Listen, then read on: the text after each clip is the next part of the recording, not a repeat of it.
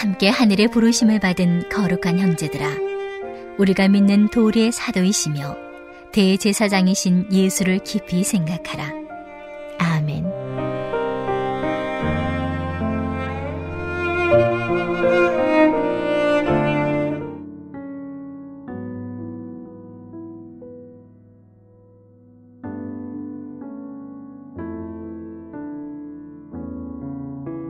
히브리서가 어떻게 흘러왔냐 하면은 예수님은 제사장보다 선지자보다 뛰어나신 분이다. 제가 그러면서 선지자를 설명하기를 하나님께서 우리를 위해서 보내신 분들이다. 더 정확하게 말하면 이스라엘 백성들이 하나님이 주신 율법이 있었는데 창세기, 출애굽기, 레위기, 민수기, 신명기 5권을 이스라엘 사람들은 율법이라고 부릅니다. 이제 5개이기 때문에 토라라고 부르기도 합니다. 토라라는 말에 오라는 의미가 있거든요. 그런데 이 토라를 주었는데 이 토라의 말씀대로 잘 살라고 했는데, 말씀을 지키며 살라고 했는데 그렇게 하지 못한 사람들이 있었습니다. 주로 왕들이 그랬죠. 왕들이 중요하니까. 왕들이 말씀대로 살면 백성들도 말씀을 따라 사는데, 그래서 선지자들을 많이 보냈습니다.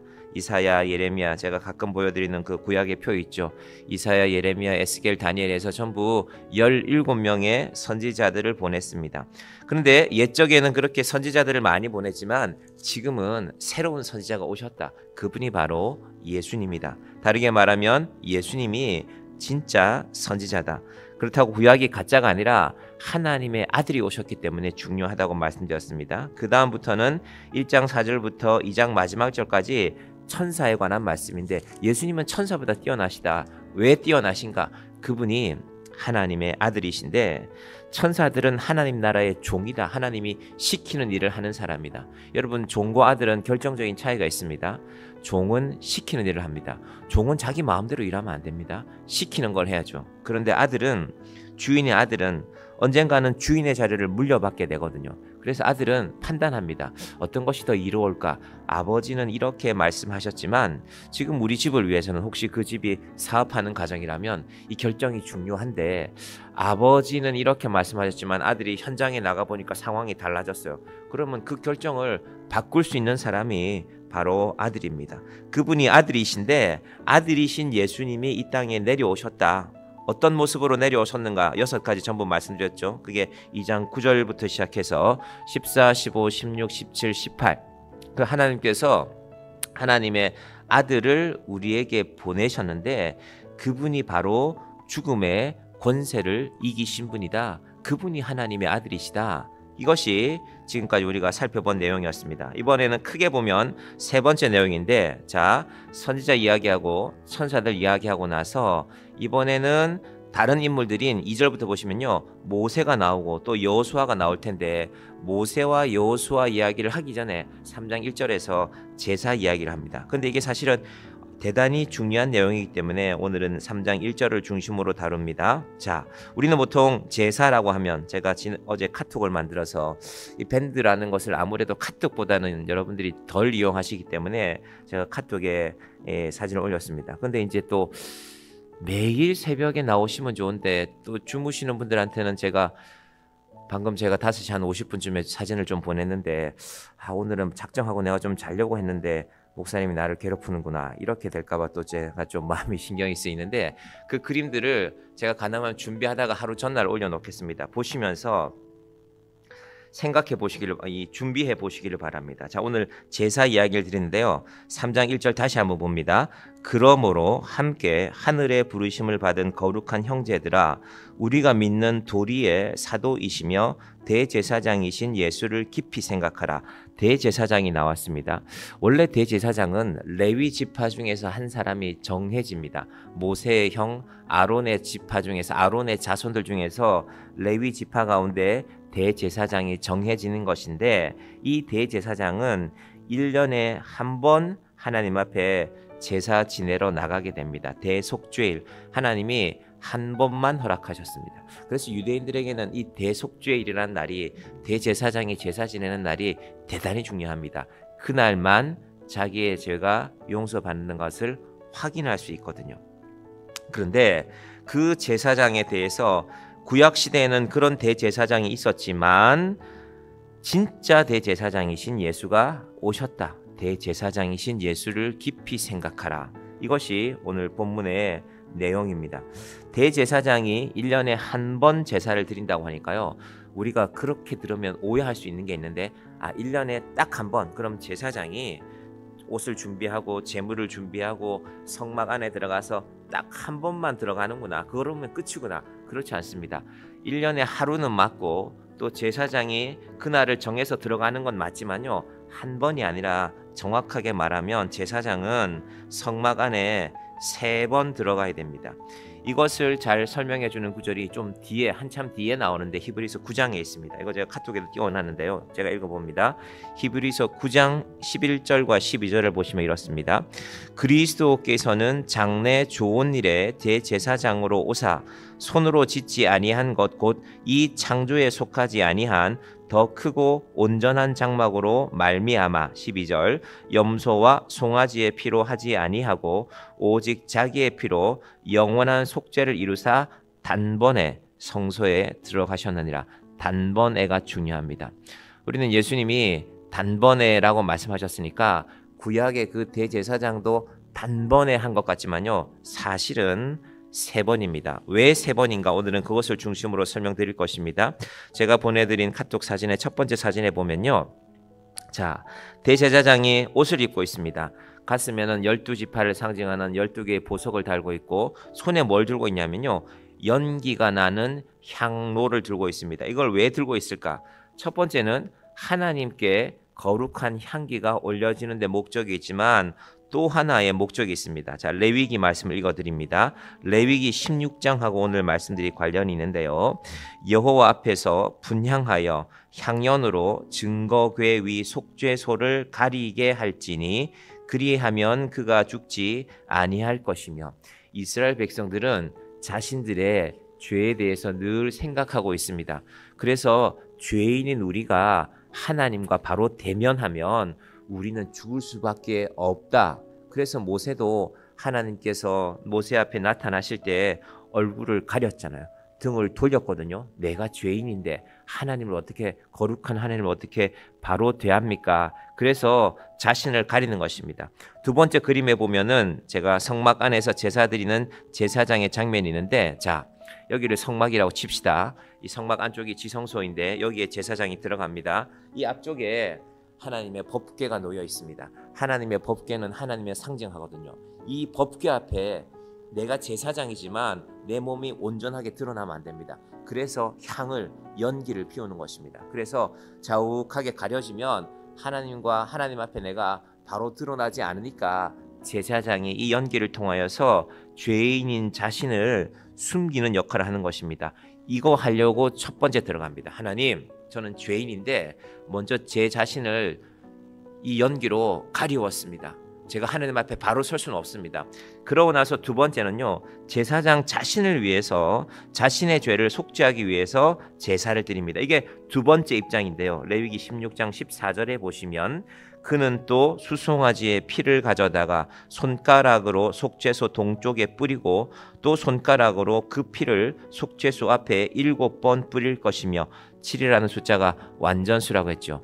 하나님, 제가 제사 지내지만, 제가 레위 지파로서 제사장으로 세워졌지만 저도 죄인입니다. 먼저 저의 죄를 용서하여 주십시오. 그래서 두 번째 들어갔습니다. 그리고 마지막 세 번째, 이제 세 번째가 되어서 비로소 백성들의 죄를, 백성들 전체를 대표하거든요. 사함받기 위해서 제사장이 들어갔습니다.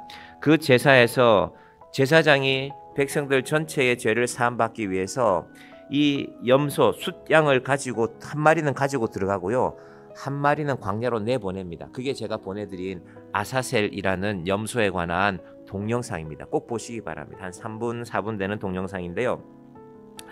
자, 어떤 의미가 있냐면요, 제사장은 성막 안에 들어갔습니다. 백성들은 볼 수 없어요. 감히 제사장이 들어간 자리에 들어가면 백성들 죽는 겁니다. 제사장으로 정해진 자도 옷을 정결하게 입고 몸을 깨끗하게 하고, 그리고 들어가서도 먼저 연기로 자신을 가리고 다시 나와서 자기 자신을 위해서 두 번째 제사를 지내고, 세 번째야 비로소 염소, 백성들의 죄를 사하는 염소 한 마리를 끌고 들어가서 그 안에서 하나님께 제사를 지내는데 그 중에 한 마리는 먼저 밖에서, 두 마리를 그래서 선택한다고 했습니다.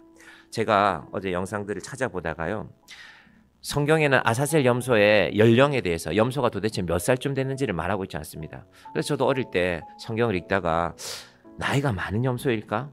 아니면 어린 염소에도 있지 않을까? 그래서 어제 우연히 염소 두 마리가, 어린 염소, 어린 이 양이 나오는 이 영상이 있더라고요. 여러분 그거 한번 꼭 보시기 바랍니다. 저 어린 양이 우리의 죄를 대신하기 위해서 한 마리가 광야로 보내집니다. 사람을 하나 따려 보냅니다. 중요한 것이 있습니다. 이 염소는요, 광야에 가서 살아서 돌아오면 안 됩니다. 왜? 우리 죄를 대신 지고 광야로 나간 염소인데 죽어야죠.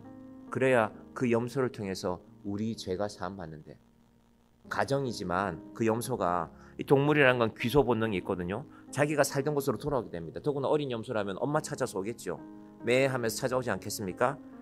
안 됩니다. 끝까지 지킵니다. 사람이 하나 따라가서, 사람이 따라가서 그 염소가 며칠 동안 광야에 가면 아무것도 먹을 게 없거든요. 그러면 죽게 마련이죠. 비실비실 앓다가, 시름시름 앓다가 죽겠죠. 그 광경을 지켜보고 돌아오는 사람이 있습니다. 그때 죄를 보는 겁니다. 아, 내가 바로 저렇게 죽어야 되는데 염소가 대신 죽는구나. 그것이 첫 번째, 백성들이 자기 죄가 사해졌는지 확인하는 방법인데요.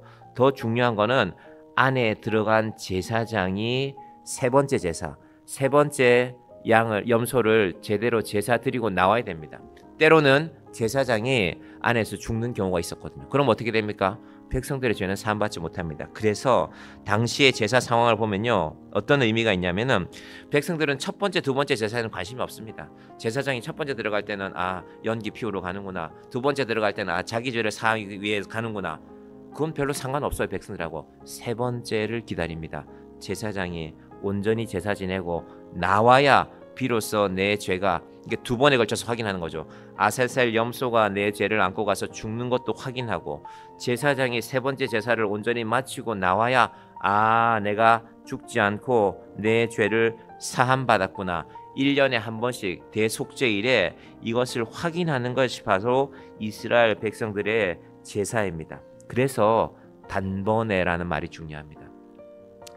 구약의 제사장은 연기로 자기 죄를 가려워야 되고, 염소의 피로 먼저 자기 죄부터 사함받아야 되는데, 예수님은 그러실 필요가 없다는 것입니다. 그래서 여러분, 단번에라는 말이 중요합니다.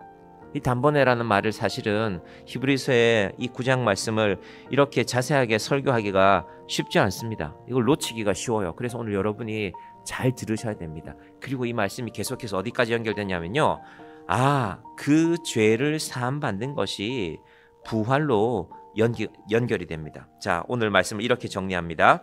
예수님은 결국 이거는요, 자기 자신이 하나님이라는 것입니다. 하나님의 아들이자 동시에 하나님으로서 죄를 가리울 필요가 없는 것입니다. 죄가 없으신 분이기 때문에. 그래서 단번에가 가능한 것입니다. 두 번째, 지금까지의 대제사장, 유대인들의 제사는 동물을 잡아서 그때마다 피를 드려야 됩니다. 우리는 주일마다 예배 드리는데요, 1년에 한 번이라고 합시다. 1년에 한 번 여러분이 각자 양 한 마리, 또 염소 한 마리씩 가지고 예배당에 와서 피를 잡아서 제사 지낸다고 생각해 보십시오. 온 피냄새가 동네 진동할 것입니다. 요즘 같으면 아마 민원이 들어올 겁니다. 저 교회 사람들이 이상한 짓을 한다고 동물을 잡아다가 도축 아무나 하면 안 되거든요. 허락을 받아야 됩니다.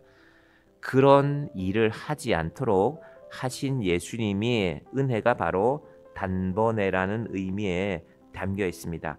단번에 제사하시고, 그리고 자신이 제물이 되시고, 우리는 그 예수님의 은혜를 입어서 성소에 하나님 앞에 나아가는 자가 된 것입니다. 제가 이 말씀은 계속해서 여러 차례 보완해서 말씀드릴 것입니다. 여러분, 우리가 예수님을 기다리는 것이 이런 의미가 있습니다. 우리가 감히 나아갈 수 없는데 유대인들이 초조하게, 과연 제사장이 살아서 나올까? 제사장이 살아서 나와야 자기의 죄가 하나님 앞에 사함받았다는 것이 증명이 되거든요. 여러분, 우리의 예배에 그런 마음이 있습니까? 오늘은 좀 힘드니까 좀 쉬어야 되겠네. 예배가 그런 게 아니라 삶과 죽음의 문제가 이 예배에, 제사에 담겨 있다는 것입니다. 우리가 히브리서 말씀을 도는 동안에, 그래서 예수를 깊이 생각하라는 말씀이 뭔지 깨달아야 됩니다. 기독교 서점에 가면 예수를 깊이 생각하라는 모양으로 만든 그림들이 많이 있더라고요. 그건 히브리스 말씀을 깊이 이해해야 할 수 있습니다. 그냥 내가 조용히 눈 감고 예수를 깊이 생각해야지 이 문제가 아니라 그분이 바로 우리를 위해서 단번에 제사 드리신 대제사장이시구나.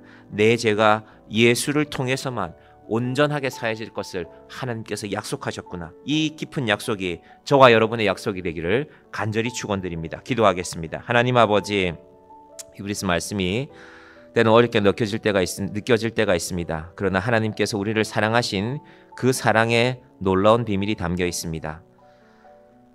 거룩한 형제들아, 우리가 믿는 도리의 사도이시며 대제사장이신 예수를 깊이 생각하라. 하나님, 우리의 인생이 무엇이 그리 분주합니까? 무엇이 그리 염려가 많습니까? 무엇이 그리 내 마음에 들지 않는 것들이 많습니까? 염려하지 말고 불평하지 말고 예수를 깊이 생각하며 예수님께 감사하며 나아가는 인생 되게 하여 주시옵소서. 수능을 치르는 날입니다. 이 하루의 시험으로 또 많은 일들이 정해지는 그런 날이기도 합니다. 하나님, 그러나 우리의 인생이, 우리 자녀들의 인생이 한 번의 시험에 달려있지는 않습니다. 담대하게 시험을 치르고 하나님, 그 아이들이 수고한 것만큼 귀한 결과를 주시기를 원합니다. 그러나 또한 이 모든 일들 가운데 우리에게 은혜를 베푸신, 영원한 은혜를 베푸신 하나님 앞에 먼저 나아가는 우리 귀한 자녀들 되게 하여 주시옵소서. 우리 부모들도 그 담대한 믿음을 가지고 기도하는 자들 되게 하여 주시옵소서. 우리 교회에 속한 모든 아이들이 하나님 아버지 인생을 헤쳐나가는 순간순간들이 있을 것입니다. 시험을 치르고 직장에 들어가고 또 결혼을 하고 그 모든 순간마다 하나님께서 이 아이들과 동행하여 주시고 예수님께서 이 아이들의 믿음의 주인이 되어 주시옵소서. 예수님의 이름으로 기도드립니다. 아멘.